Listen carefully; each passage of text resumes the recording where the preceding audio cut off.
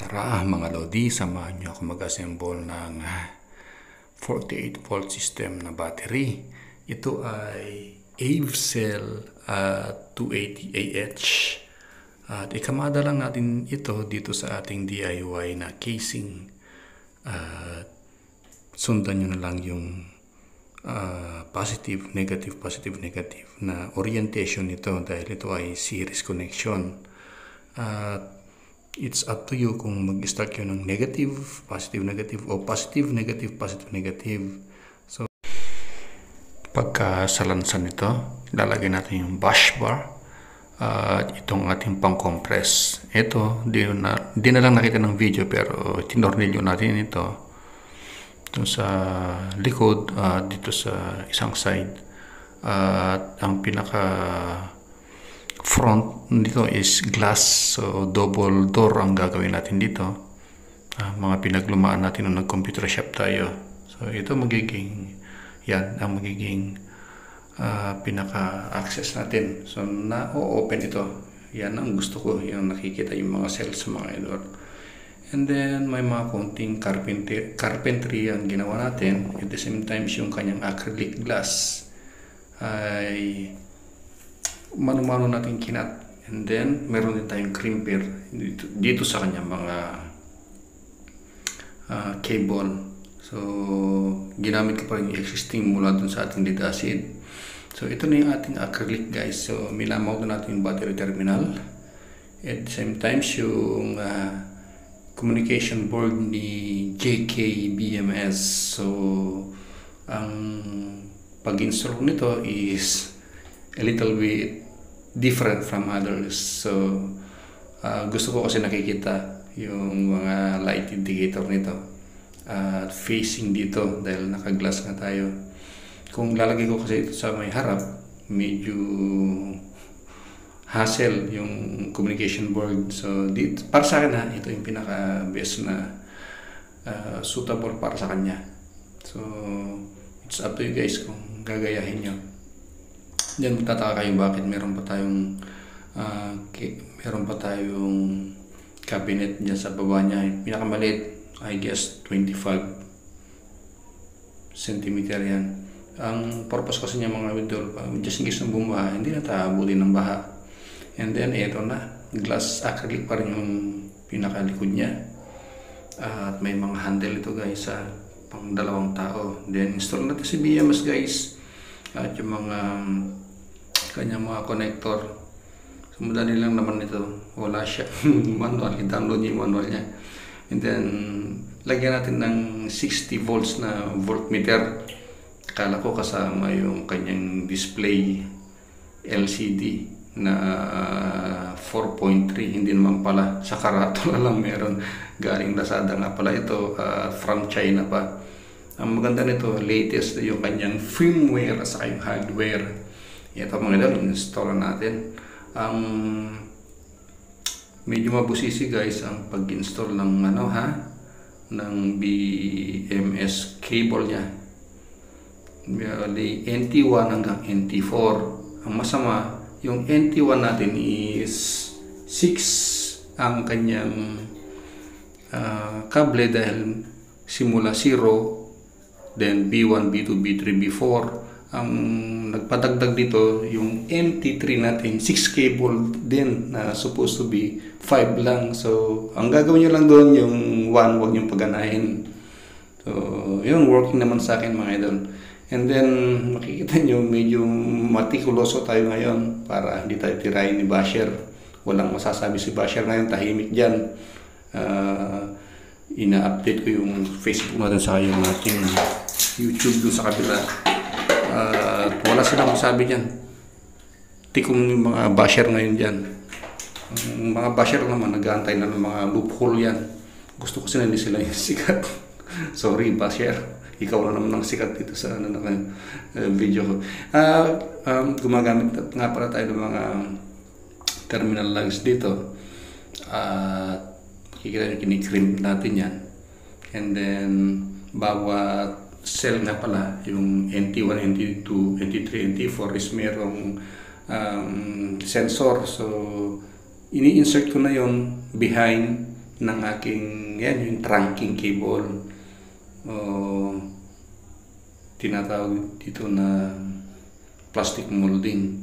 So, ano man ang tawag niya, basta sa akin, trunking cable kasi yan ang gamit namin dun sa abroad, mga idol.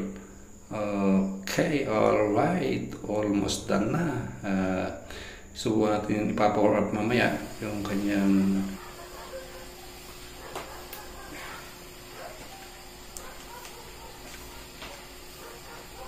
so for the meantime, ito muna ang gamit natin. Useless naman yung LCD ni JK. So yung ano lang daw dun, on at saka switch on saka switch off. Meron naman na ito, switch on, switch off. Ito na. Yun o. Yun o. Yun o.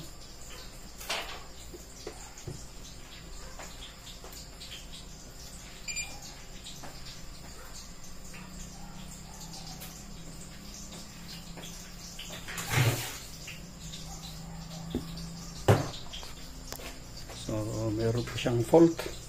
Mga idol, nawala na yung fault dahil minodify natin yung password.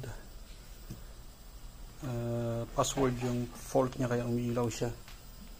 So, itong mga bagong, so, itry natin yung lagay itong communication. Hopefully, walang problema na. Then, ito yung connection ng BMS CAN ni DE. Hopefully, walang problema, walang conflict. Then, isa-select na natin ito sa lithium mode. At 2AH na. Ayan ang setting natin. Huwag natin masyadong itaas-taas. So, 50 charge. Ayan na natin 50 o 40. Sige, dyan lang muna. Check pa natin. Isa pa. Aha. 54 flow, 57 absorption. Sige, saan na natin baguhin yan. Then check natin, mawawalan tayo ng kuryente. Pag hindi nawalan, okay na siya. Kasi tiyanos natin yung breaker nya. Check natin, hindi nagano lithium. I-activate natin ulit. Yun, nag-shutdown. At antayin natin. Yun yung fault niya.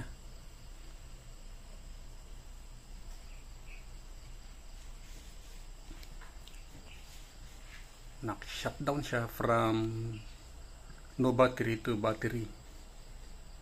So antayin natin mag-normalize. At tingnan natin yung battery.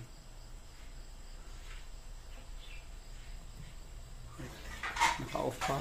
Antay lang natin mag-on. Stressor ka ng paiso. Ha? Stressor daw. Pagkutin niyo pa. Ayan, naka-off pa. Antay lang natin mag-on na. So, kagabi kasi may fault mga idol kayo. Umiilaw yung ating red na light indicator. So, pinapabago niya yung default na password. Then, binago natin ngayon. Wait lang natin mag-normalize kasi naka-off pa siya. Okay, naka-off na. So, power on natin.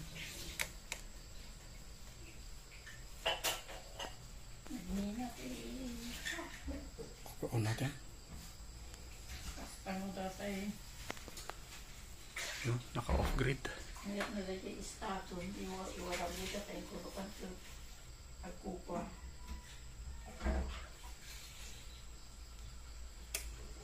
Yun, nag-on na.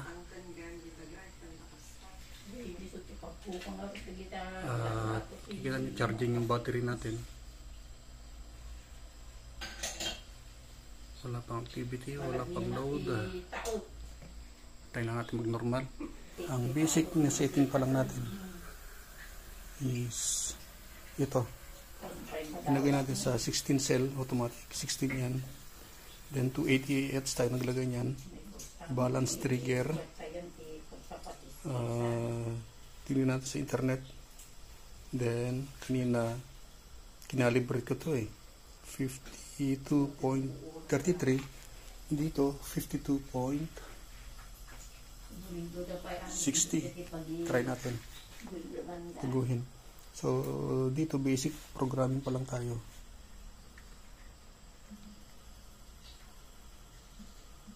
Lagyan natin 60.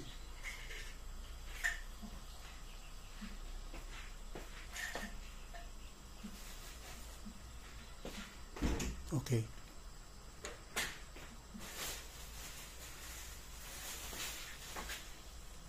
Advanced setting. Ito, may mga nakuha tayo sa internet. Cell OVP. Cell OVP. Ang taas niyan. Gawin lang natin 355. Yun mga idol, nag-connect. So, nag-normal na siya. Tingnan natin. Battery. Ayan o.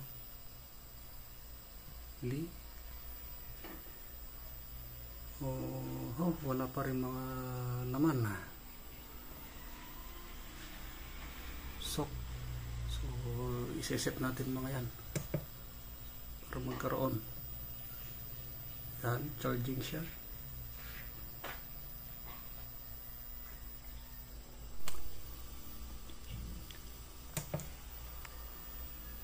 Yan mga idol, kung nakikita nyo, nandito na siya. Kaya lang pag pinindot natin itong Lee BMS, wala pa siyang mga voltage sa ampere. So punta tayo dito mga idol at hanapin natin yung protocol. Iset natin yung protocol niya.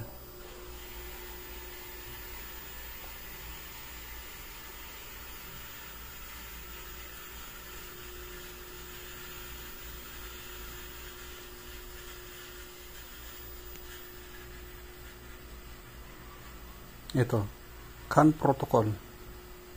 So naka JKBMS siya, gawin natin siyang 001 na yung day low voltage hybrid. Then select natin siya. Press OK at okay na lahat. Ayan. So nagdi-discharge yung battery natin, no? Dahil naka-on yung ating water tank o yung Jetmatic. Yan ang ginanda mga idol kapag yan, no? So normal na 20 watt lang kinukuha natin sa grid at ang nagsusupply is yung battery natin na may load tayo na 830 watts. Yung PV kasi natin, kasi maaga pa lang ngayon, alas 8 pa lang, is 330 watts pa lang ang harvest natin. So battery ang nagsusupply. So sa pamamagitan niya makakatipid tayo. So connected na ang ating battery. Pagkakabit nyo ng communication cable, itong protocol CAN, sinet ko lang yan sa 1. At ang 1 ay yan yung DE low voltage hybrid inverter. Kasi ang default niyan is 000 na yung JKBMS CAN protocol. So pagka okay niyan, magkakaroon na kayo ng communication dito sa DE natin. And then kikita nyo na connected kayo once na pinindot nyo itong battery na ito. Ano, pag pindot nyo dyan at pinindot nyo ito, dapat may makita na kayong ganito. Pag wala pa, hindi pa kayo connected. So ganun lang ang gagawin nyo guys. Punta kayo dito at setting, battery setting, ilagay nyo rin yung 280AH. Ito nag-override ito, hindi ito nasusunod, si BMS ang nasusunod. And then yan lang siya. Ito if ever na hindi yan naka auto lagay sa 00, kayo na maglagay ng 00 para naka-limp tune tayo. And then ako na lang nag-set nito. Ayaw ko namang babaan pa. Ayaw ko rin babaan ng lobat ng 35. Ayaw ko rin babaan ng 20% ito. So yan ang gusto ko. Ito ang setting ko. It's up to you. Kung gusto nyo gawing 20 yan, gawin yung 30 ito at 50 yan. So ayon sa observation ko naman is ganyan na yan maghapon. Pag nag-discharge naman, just in case na mayroong load na hindi kaya ni PV, is tutulong naman ito. Tutulong siya. So wala akong nakikita ng problema. Ang nakikita ko lang problema is hindi ma-adjust. At ang kagagawa nito latest kasi itong ano nila, itong firmware at saka hardware. Tingnan nga natin kung saan ko nakita yon. Yan, about. Ayan guys,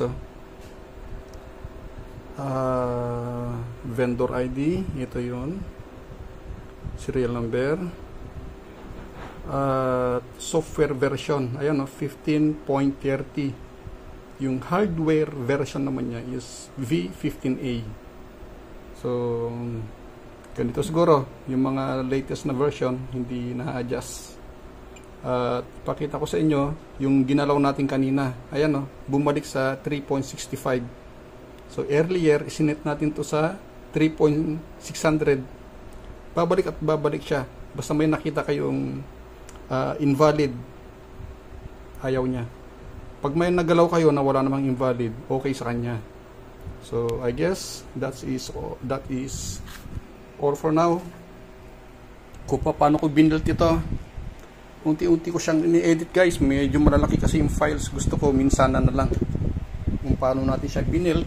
Ayan, tingnan nyo. Yung iba na-delete ko na, sayang. Pero yung iba na-upload ko naman. So yan lang muna sa ngayon. So sa ngayon hindi ako na-alarma dito kahit mag 57 yan. Hindi ako na-alarma. Ang sa akin lang, may cut off ako dito. Yung kanina, yung cut off natin sa battery. So ito na lang ang pinaka panglaban natin dito. Ito. So nag-stay lang ako sa 30%. Lobat 40%. Dahil nung bago pa lang at naka-single string pa lang kami, yung sa battery namin, yung state of charge niya lang is 70 pababa. So pwede nung mag-aircon. Kaya lang pag 50 pababa ka na, huwag ka na mag-aircon dahil magsha-shutdown ka lang. Magsha-shutdown naman in the sense na off na itong inverter. Yan, di ba on yan? Mag-o-off yan. At ito, nananatiling active siya. Kasi hindi niya pa na-reach yung 40 volts. Yun ang pinaka-drain niya, 40 volts. So, that time, nakita namin 43 pa siya. So, hindi advisable na i-drain natin ng ganong katagal. Thanks for watching everyone.